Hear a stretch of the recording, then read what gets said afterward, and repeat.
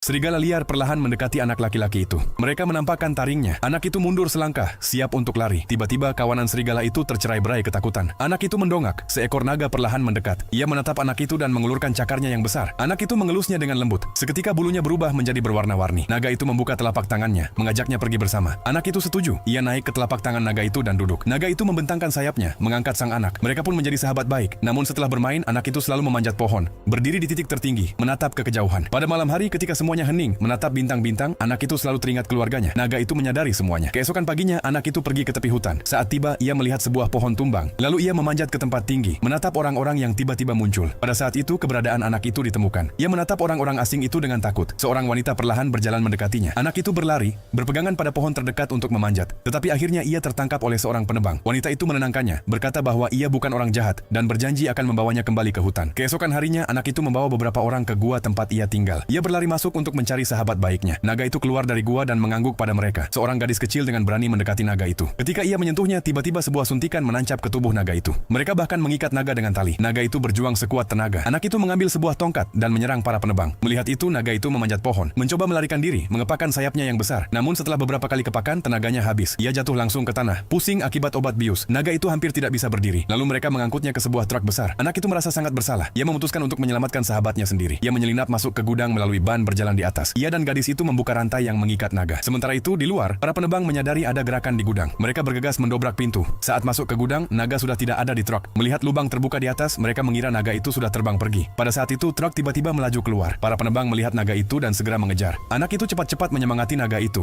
mendorongnya untuk mencoba terbang. Naga itu sudah pulih. Ia terbang lurus menuju jembatan. Naga itu kini benar-benar murka. Jembatan retak sedikit demi sedikit di bawah kobaran api. Anak itu memanjat balok baja dengan cemas, memohon naga itu agar tidak melukai mereka. Naga itu menatapnya dan berhenti menyerang. Tiba-tiba, jembatan itu runtuh. Naga dan kendaraan jatuh. Anak itu berlari ke tepi tebing, berteriak ke bawah dalam tatapan penuh harap semua orang. Naga itu langsung melesat ke atas. Keduanya berada di punggung naga. Akhirnya, kedua sahabat itu bersatu kembali. Naga itu menundukkan kepalanya kepada anak itu. Anak itu tanpa ragu memanjat ke atasnya. Wanita itu ingin menahan anak itu, tetapi naga itu langsung membawanya ke langit. Anak itu menoleh ke arah wanita itu dengan enggan.